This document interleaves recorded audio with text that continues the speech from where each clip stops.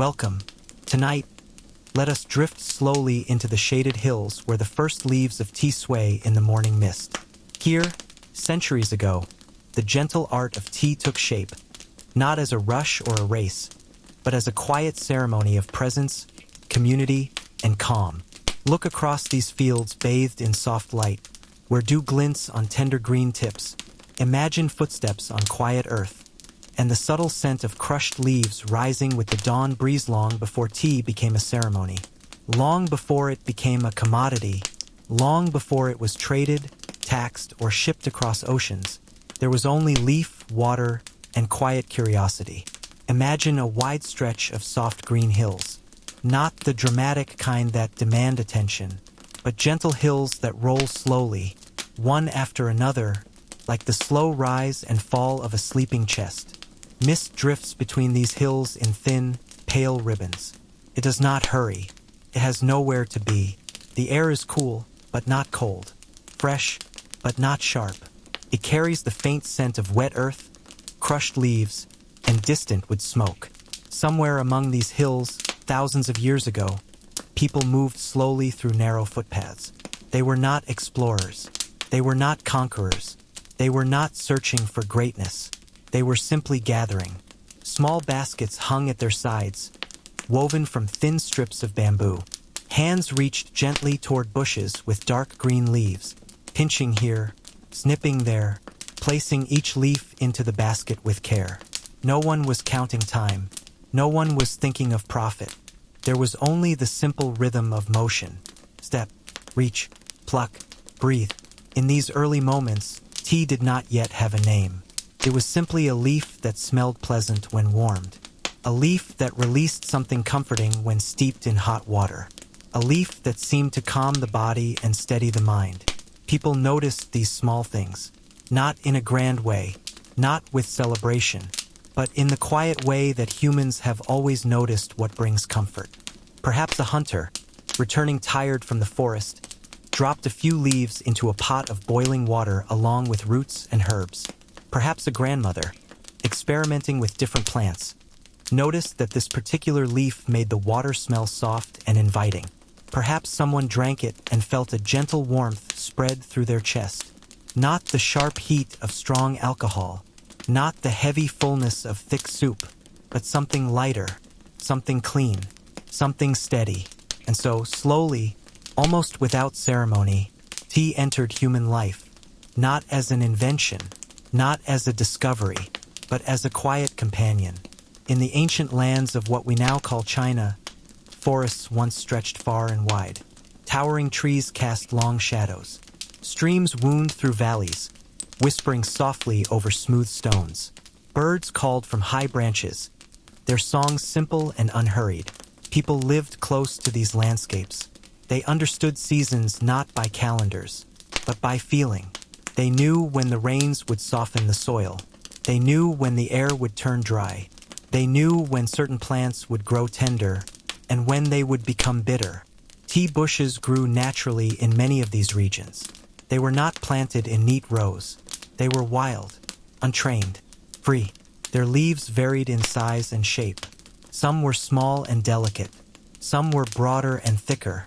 People learned over generations which leaves tasted best. They learned that younger leaves were softer. They learned that older leaves could be stronger, sometimes too strong. None of this knowledge was written down at first. It was passed through watching, through doing, through quiet demonstration. A mother showing a daughter which leaf to pick. A grandfather nodding approvingly at a basket well filled. A neighbor offering a small bundle of dried leaves in exchange for a smile and a word of thanks. Tea was not rare. It was not precious. It was simply there, like water, like firewood, like daylight. One of the earliest legends surrounding tea speaks of an ancient figure named Shenong.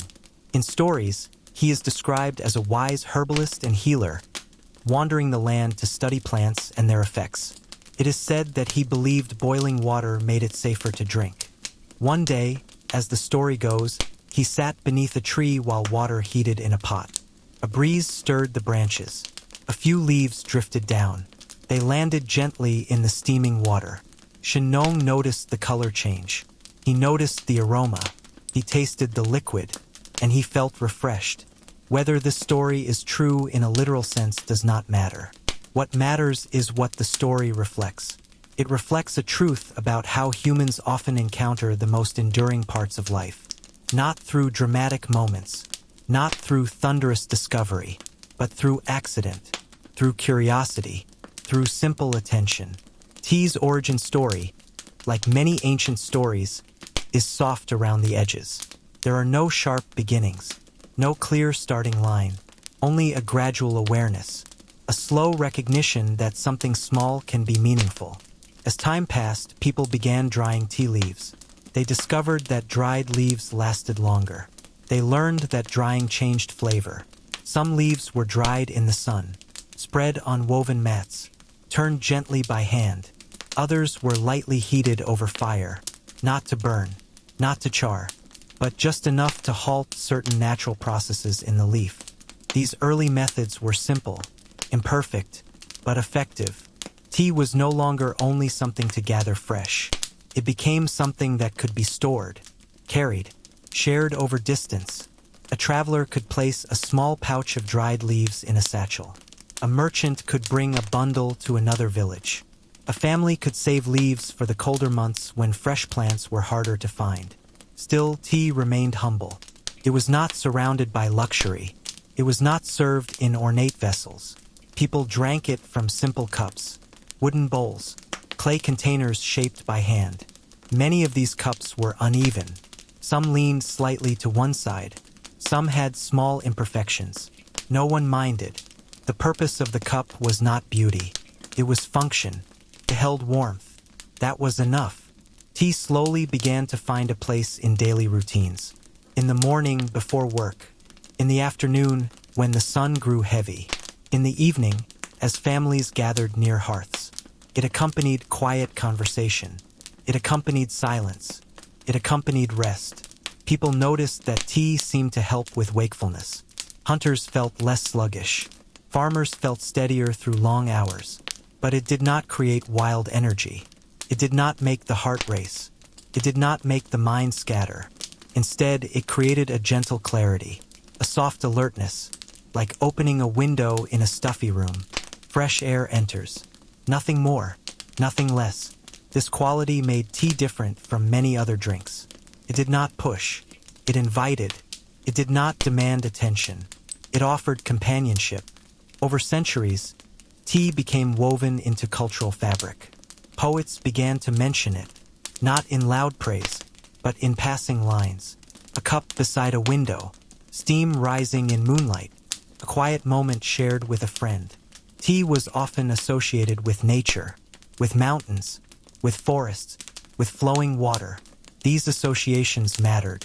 They shaped how people thought about tea, not as something artificial, but as something rooted, grounded, part of the natural order.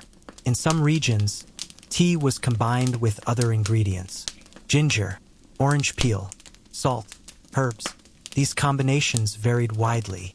There was no single correct way. Each community developed its own preferences, its own small traditions. One village might prefer a stronger brew. Another might favor something lighter. One family might always add a particular herb. Another might drink tea plain. None of these differences caused argument. There was no orthodoxy, no strict rules, only habit and comfort.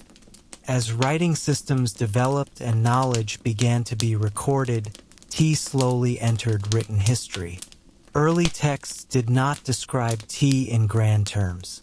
They spoke of it as medicine, as nourishment, as something beneficial. Gradually, writers began to notice tea's subtle effects on mood and mind. They wrote of its ability to clear thoughts, to ease digestion, to support meditation. Tea began to appear in monasteries. Monks valued its ability to keep them awake during long hours of chanting and sitting. But again, not in a harsh way. Tea did not jolt them. It supported a steady presence. Monasteries were quiet places. simple places. Tea fit naturally into this environment. It required patience. Water must be heated. Leaves must steep. One must wait. This waiting itself became part of the experience. A small practice in slowing down. Over time, different regions began to refine their methods.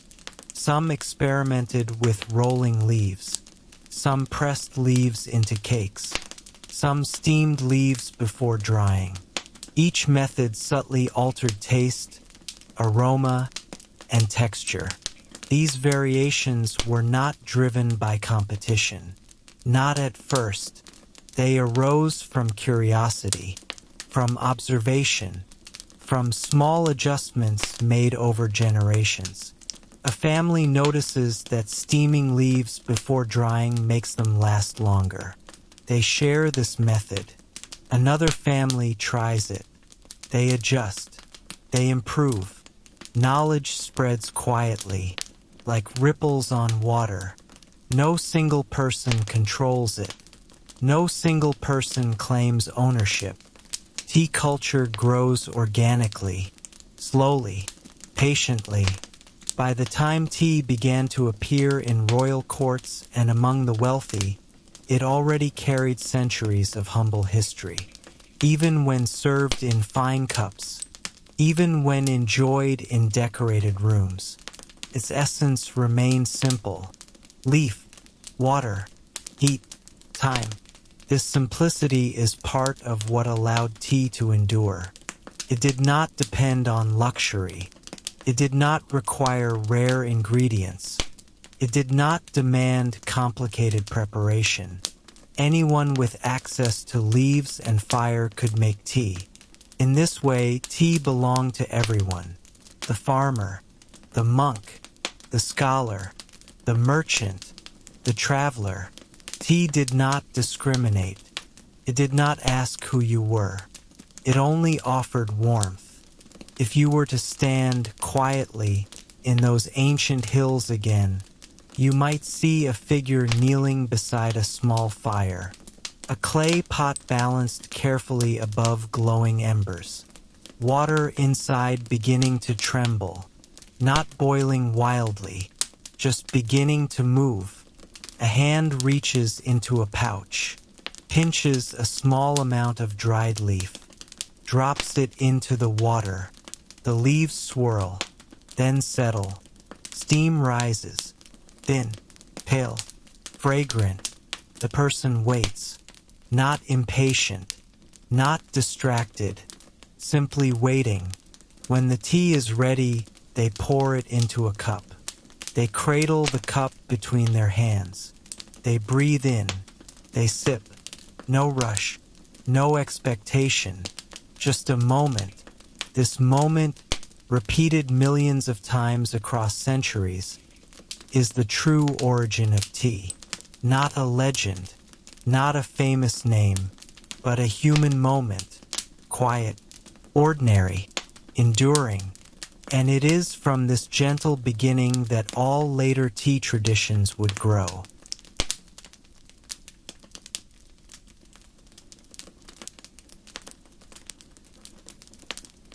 By the time tea found its way into the quiet rooms of scholars, it had already lived many lifetimes. It had traveled from wild hillsides to village hearths, from forest paths to monastery courtyards. It arrived without announcement. It did not demand attention. It simply settled in. And in settling, it found a natural home among those who valued stillness, thought, and reflection. Imagine an early morning in a small Chinese town during the Tang Dynasty. The sky is pale, not quite blue, not quite gray, a color that feels undecided. Roosters have already called, but the streets remain mostly empty. Stone pathways hold the cool of the night. A thin layer of mist clings to low rooftops. Somewhere behind a wooden door, a scholar is awake, not because an alarm has sounded, not because anyone has called his name. He wakes because his body is accustomed to the rhythm of day and night. He sits up slowly, no sudden movements, no urgency. He swings his legs over the edge of a low bed. The floor beneath his feet is cool. He pauses, not to think, not to plan, simply to be. A small table stands near the window.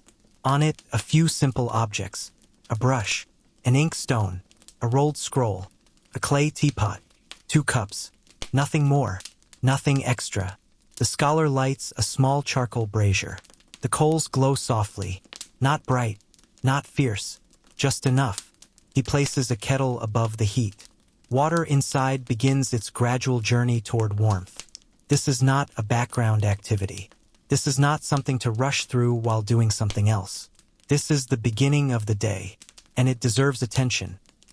During the Tang Dynasty, tea slowly moved from being primarily medicinal to becoming something cultural, something social, something philosophical. Writers, poets, and thinkers began to notice tea's subtle effects, not just on the body, but on the mind. They noticed that tea did not cloud thought. It did not dull the senses. It seemed, instead, to clear away mental dust. Like wiping a thin film from a mirror, thoughts felt sharper, but also calmer. This combination mattered deeply to scholars. Their work required long hours of reading, long hours of writing, long hours of sitting in silence with ideas. Tea became a companion in this process, not a stimulant in the modern sense, not something that forced productivity, but something that gently supported it. A cup beside a book, steam rising slowly, the scholar occasionally lifting the cup, sipping, returning to the page. This simple cycle could continue for hours.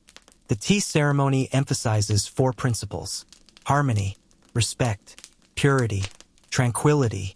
Harmony refers to balance between people, between objects, between humans and nature. Everything in the room exists in relationship. No single element dominates.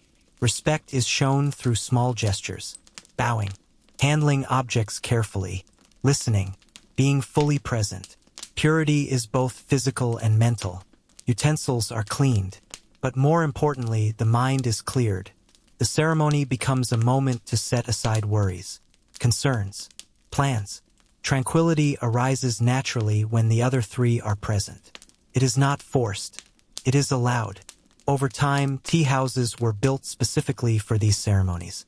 They were small, often reached by a narrow garden path. Guests would walk this path slowly, stepping stones placed deliberately, moss growing between them. The walk itself was part of the experience. It served as a transition from the outside world to the quiet interior world. Along the path, there might be a stone basin. Guests would wash their hands, rinse their mouths, symbolically leaving behind dust. Not just physical dust, but mental dust. Inside the tea house, the atmosphere was hushed. The outside world felt distant, not gone, but softened, as though wrapped in cloth. Tea masters emerged, not celebrities, not public figures in the modern sense. They were known within small circles, respected for their understanding of tea and aesthetics. They taught students, not through lectures, but through demonstration, through repetition, through years of quiet practice. Students did not rush. They might spend months simply learning how to fold a cloth correctly, how to walk, how to place a bowl. This slow pace was intentional. The goal was not speed. The goal was internalization, so that movements became natural, unforced, effortless. One of the most famous tea masters, Sen no Rikyu, emphasized simplicity above all. He believed beauty existed in modesty, in rustic materials, in weathered surfaces. He favored tea rooms that were plain, utensils that looked handmade, cups with uneven glaze, cracks, marks, signs of age. These imperfections were not flaws. They were evidence of life, of use, of time. To Rikyu, this was more beautiful than perfection, because perfection felt distant, cold, while imperfection felt human, warm, approachable. This philosophy deeply shaped Japanese tea culture, and Japanese aesthetics more broadly. For many people in Japan, tea ceremony became a way to step outside everyday concerns. For a brief time, There were no social ranks inside the tea room. A farmer and a noble might sit together, not as equals in society, but as equals in presence. Each person held a bowl. Each person drank. Each person bowed. The ceremony created a small world where status softened, where humanity came forward.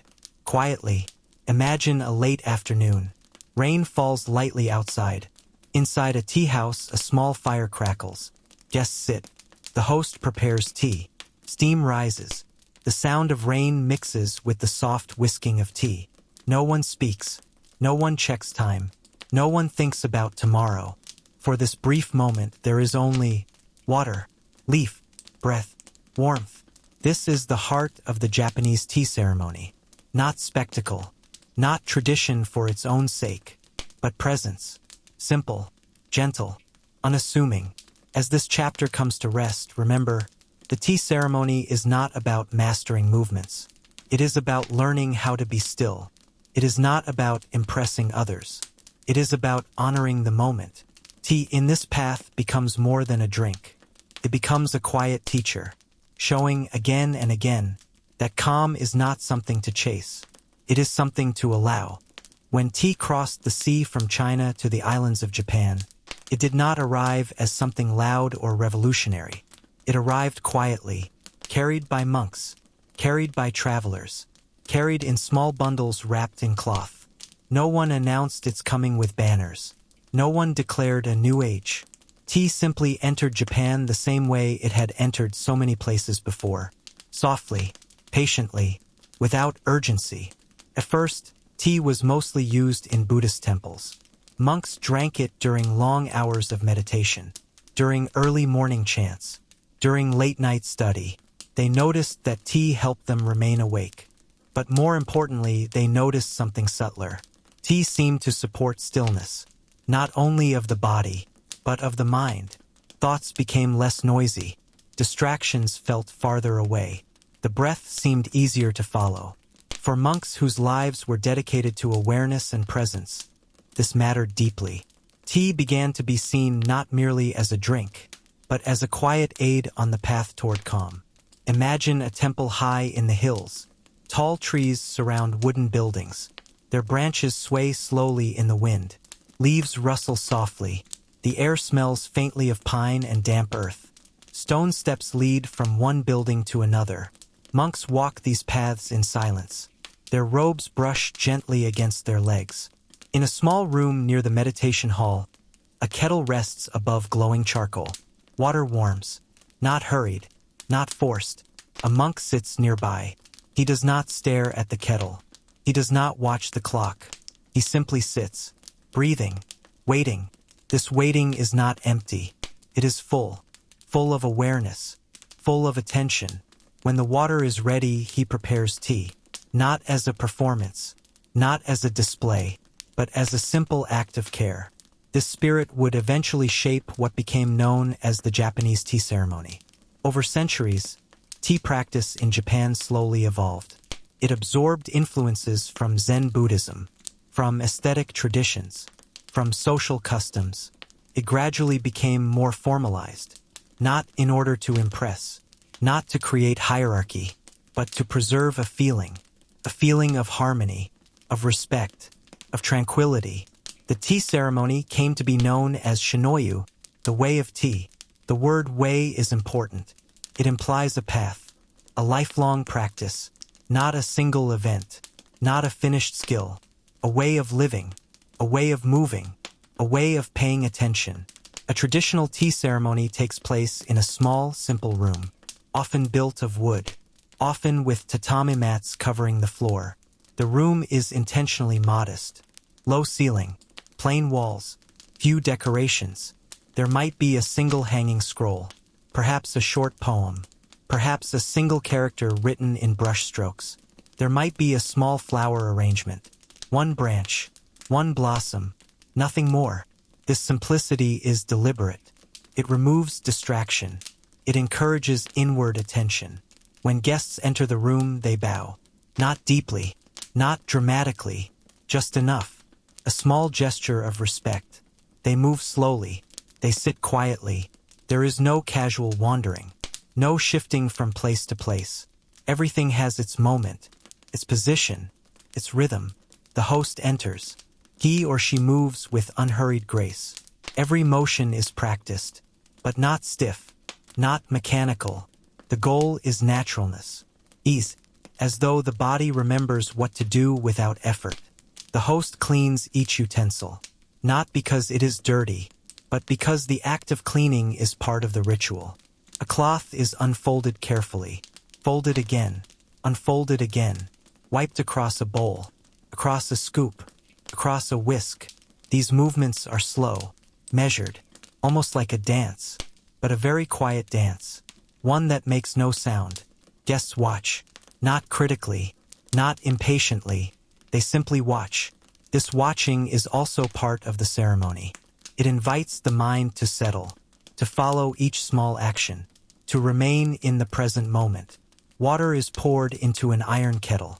The sound is soft, a gentle splash. Steam rises, thin and pale. Powdered green tea, known as matcha, is scooped into a bowl. The scoop is made of bamboo. Smooth, light, fits naturally in the hand. Hot water is added. Then the whisk, also bamboo. Thin prongs, flexible. The host begins to whisk, not aggressively, not lazily, with steady, controlled movement. The tea transforms. Powder dissolves. Foam forms. A smooth surface appears. The bowl is turned slightly, presented to the guest. The guest bows, accepts the bowl with both hands, turns it gently, sips, slowly, quietly, no slurping, no exaggerated gestures, just drinking, feeling warmth, tasting bitterness, then subtle sweetness. After finishing, the guest wipes the rim, returns the bowl, bows again. Nothing else is said. Words are not necessary. The tea ceremony emphasizes 4 principles: harmony, respect, purity, tranquility. Harmony refers to balance between people, between objects, between humans and nature. Everything in the room exists in relationship. No single element dominates. Respect is shown through small gestures, bowing, handling objects carefully, listening, being fully present. Purity is both physical and mental. Utensils are cleaned, but more importantly, the mind is cleared. The ceremony becomes a moment to set aside worries, concerns, plans. Tranquility arises naturally when the other 3 are present. It is not forced. It is allowed. Over time, tea houses were built specifically for these ceremonies. They were small, often reached by a narrow garden path. Guests would walk this path slowly, stepping stones placed deliberately, moss growing between them. The walk itself was part of the experience. It served as a transition from the outside world to the quiet interior world. Along the path, there might be a stone basin. Guests would wash their hands, rinse their mouths, symbolically leaving behind dust. Not just physical dust, but mental dust. Inside the tea house, the atmosphere was hushed. The outside world felt distant, not gone, but softened, as though wrapped in cloth. Tea masters emerged, not celebrities, not public figures in the modern sense. They were known within small circles, respected for their understanding of tea and aesthetics. They taught students, not through lectures, but through demonstration, through repetition, through years of quiet practice. Students did not rush. They might spend months simply learning how to fold a cloth correctly, how to walk, how to place a bowl. This slow pace was intentional. The goal was not speed. The goal was internalization, so that movements became natural, unforced, effortless. One of the most famous tea masters, Sen no Rikyu, emphasized simplicity above all. He believed beauty existed in modesty, in rustic materials, in weathered surfaces. He favored tea rooms that were plain, utensils that looked handmade, cups with uneven glaze, cracks, marks, signs of age. These imperfections were not flaws. They were evidence of life, of use, of time. To Rikyu, this was more beautiful than perfection. because perfection felt distant, cold, while imperfection felt human, warm, approachable. This philosophy deeply shaped Japanese tea culture, and Japanese aesthetics more broadly. For many people in Japan, tea ceremony became a way to step outside everyday concerns. For a brief time, there were no social ranks inside the tea room. A farmer and a noble might sit together, not as equals in society, but as equals in presence. Each person held a bowl. Each person drank. Each person bowed. The ceremony created a small world where status softened, where humanity came forward. Quietly, imagine a late afternoon. Rain falls lightly outside. Inside a tea house, a small fire crackles. Guests sit. The host prepares tea. Steam rises. The sound of rain mixes with the soft whisking of tea. No one speaks. No one checks time. No one thinks about tomorrow. For this brief moment, there is only water, leaf, breath, warmth. This is the heart of the Japanese tea ceremony. Not spectacle, not tradition for its own sake, but presence. Simple, gentle, unassuming.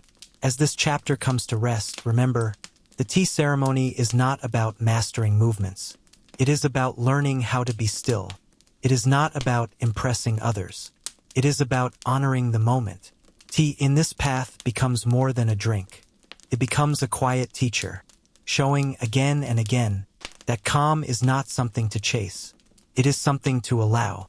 By the time tea had settled into the temples of Japan and into the studies of Chinese scholars, it had already begun a quiet journey beyond borders, not carried by conquest, not spread by force, but passed from hand to hand, from traveler to traveler, from host to guest. Tea did not arrive in new places as something foreign. It arrived as something familiar, because everywhere it went, people recognized its nature.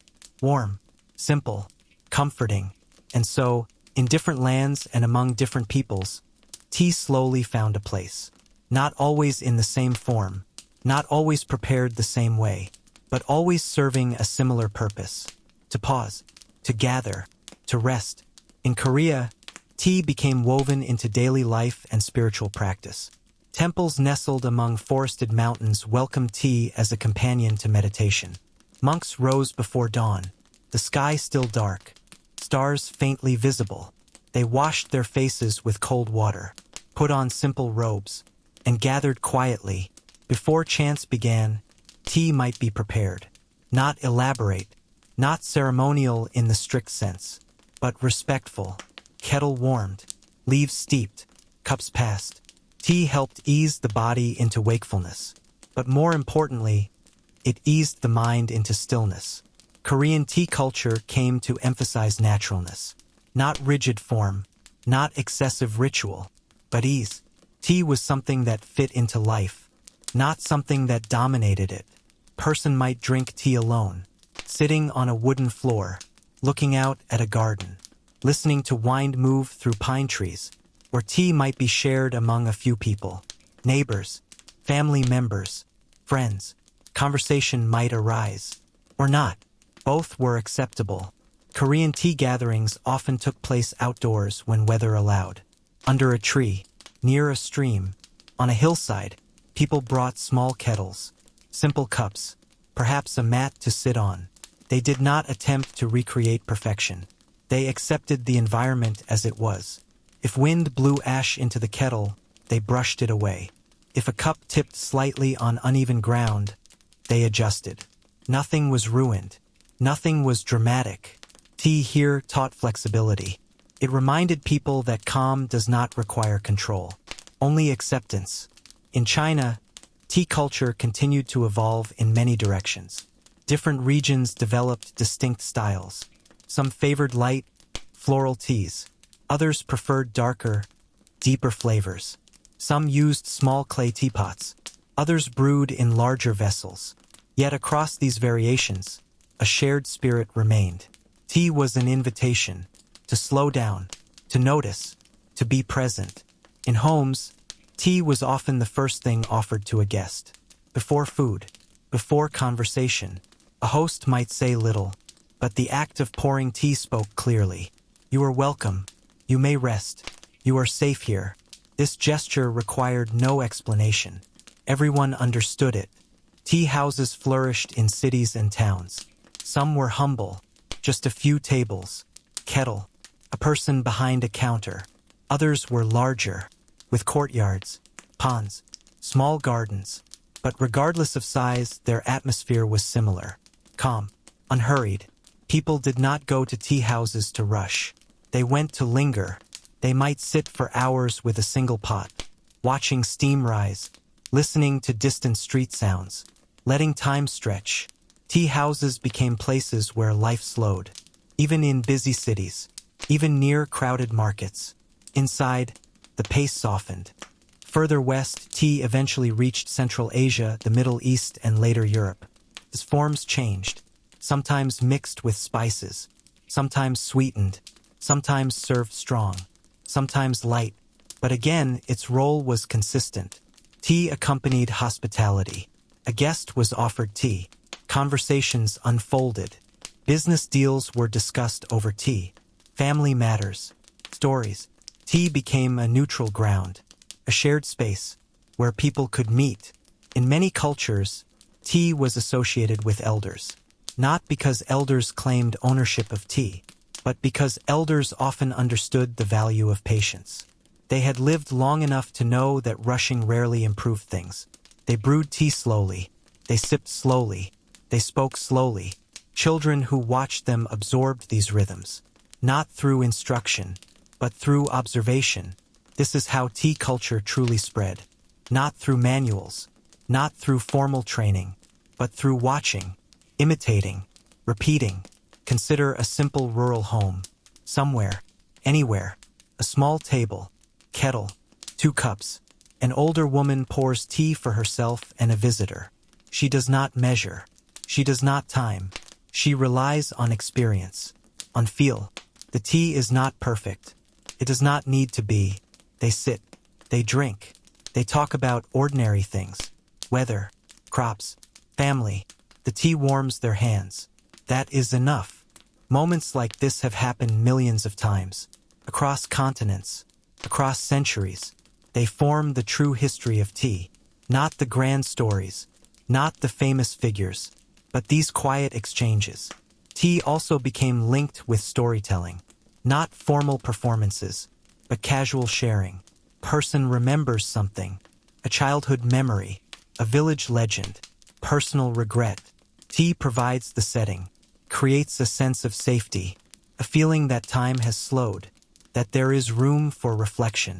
This is why tea appears so often in stories. Not as a dramatic object, but as a background presence. Like a steady heartbeat. Despite differences in preparation, most cultures arrived at similar conclusions about tea. That it is best enjoyed slowly. That it pairs well with quiet. That it does not demand attention. That it rewards patience. These conclusions were not debated. They were experienced. Again and again. Across generations. As tea traveled, it adapted. But it did not lose its essence. Leaf, water, heat, time. These 4 elements remained constant. And within them, people found something reliable. In a world that changed constantly, empires rose, empires fell, borders shifted, languages evolved. Tea remained, quietly, unimpressively, faithfully. Imagine a wide map of the world. Mountains, rivers, deserts, oceans. Across this map, imagine thin, glowing threads. Not bright, not bold, soft. These threads represent tea. Not the trade routes, not the economics, but the moments. Moments of pouring, moments of sipping, moments of sitting quietly. These threads crisscross, overlap, weave together, forming a gentle web. This web connects people who never met, who never knew of each other's existence, yet who shared the same simple act. Lifting a cup, taking a sip, pausing. This is what it means to say that tea is a shared piece.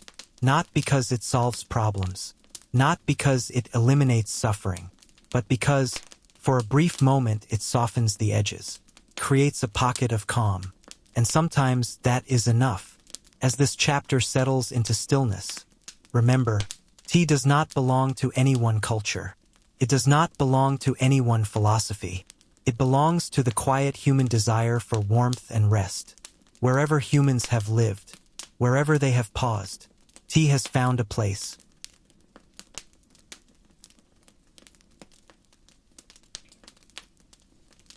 As tea's long journey through hills, temples, studies, and homes begins to settle, we arrive not at an ending, but at a resting place. Because tea has never truly been about destination. It has always been about presence. Not about where the cup comes from. Not about who first discovered the leaf. But about the simple, quiet moment in which a person holds warmth in their hands. That moment has repeated itself for thousands of years. And it continues now. Imagine a single cup. It does not need decoration. It does not need pattern. It does not need to be perfect. It only needs to hold. Within that cup is water. Once rain, once cloud, once mist, fell onto mountains, trickled into streams, flowed into rivers, was gathered, carried, heated. Within that water is leaf, once part of a living plant, swaying in wind, basking in sunlight, absorbing rain. It was plucked, dried, stored, prepared. These two elements meet, water and leaf, nothing extraordinary, and yet, together, they create something that has shaped human experience in quiet, enduring ways. Across centuries, people have turned to tea not when they wanted excitement, not when they wanted noise, but when they wanted steadiness.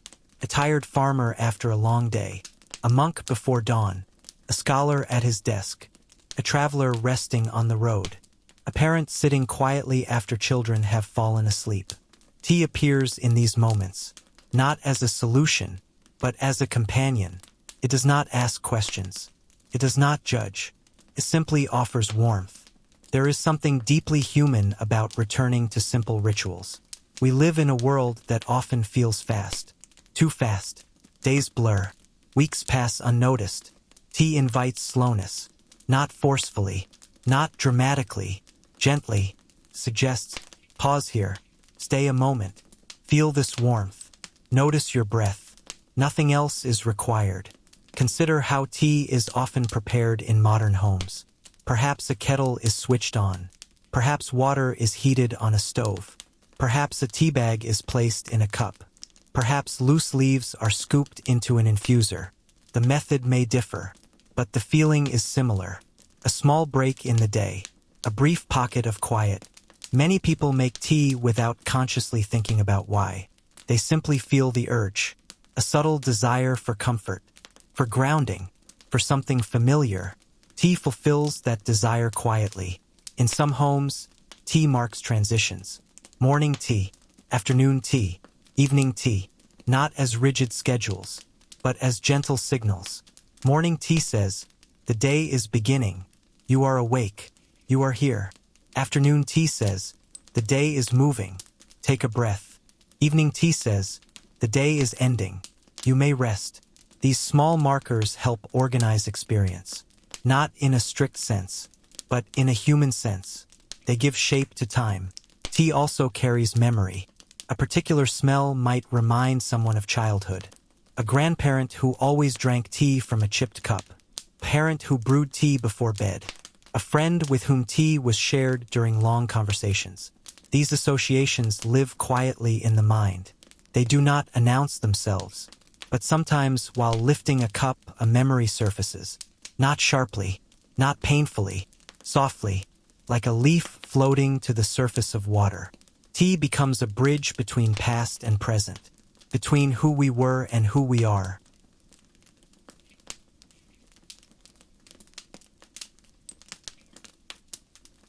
There is no single correct way to experience tea. Some prefer strong tea. Some prefer light. Some add milk. Some add honey. Some drink it plain. Some drink it hot. Some cold. None of these choices are wrong. Tea does not demand uniformity. It adapts, just as it has always adapted. What matters is not technique, not tradition, not purity. What matters is presence. Imagine sitting in a quiet room. Lights dim. Perhaps a single lamp glows. Perhaps moonlight filters through a window. A cup of tea rests nearby. Steam rises slowly. You lift the cup. You feel warmth against your palms. You breathe in. You sip. The taste is familiar, comforting. You swallow. You breathe out. Nothing dramatic happens. And that is precisely the point. Not every moment needs to be dramatic. Not every experience needs to be intense. Sometimes the greatest relief comes from neutrality, from steadiness, from quiet. Tea offers this, again and again, without complaint, without expectation. In many ways, tea reflects life itself. It is simple, it is complex, can be bitter, can be sweet. Often it is both. It changes depending on conditions, water temperature, steeping time, leaf type. Similarly, life changes depending on countless small factors. Tea does not try to control these variables. It accepts them. It responds. Perhaps there is a lesson there. Not spoken, not written, but felt. Throughout history, people have tried to define happiness, to capture it, to explain it. Tea does not attempt to define happiness. It offers contentment, a quieter state, less intense, but often more sustainable. Contentment does not require constant stimulation. It does not demand novelty. It is comfortable with repetition. Tea is repetitive. You brew it, you drink it, you brew it again, day after day, and yet it does not grow tiresome, because each moment is slightly different. Different mood, different weather, different thought. Tea remains the same, but we change. And in that contrast, we find subtle richness. Perhaps this is why tea has endured. Not because it is extraordinary, but because it is ordinary, reliably ordinary. In a world that often feels unpredictable, this reliability matters. Provides a small anchor, a small point of stability, a reminder that some things remain. Imagine the countless cups of tea that have been lifted over thousands of years. In huts, in palaces, in tents, in ships, in small apartments, in quiet countryside homes. Each cup held by a different person. Each person carrying different hopes, different worries, different dreams, yet all performing the same simple action. Lift, sip, breathe, set down. This shared gesture connects humanity in a quiet way. Not through ideology, not through agreement, but through experience. As this final chapter settles, allow yourself to imagine holding your own cup. You do not need to physically have one. Simply imagine. Feel the warmth. Smell the faint aroma. Take a slow sip. Let your shoulders drop. Let your breath soften. Nothing else is required of you. You do not need to solve anything. You do not need to plan anything. You do not need to become anything. For this moment, it is enough to exist. Quietly, gently, warmly. And so, our journey through the art of tea comes to rest. Not with an ending, but with a pause. A comfortable pause. One that you may return to whenever you wish. In every cup, there is a quiet world. And in that world, there is space for you. Good night.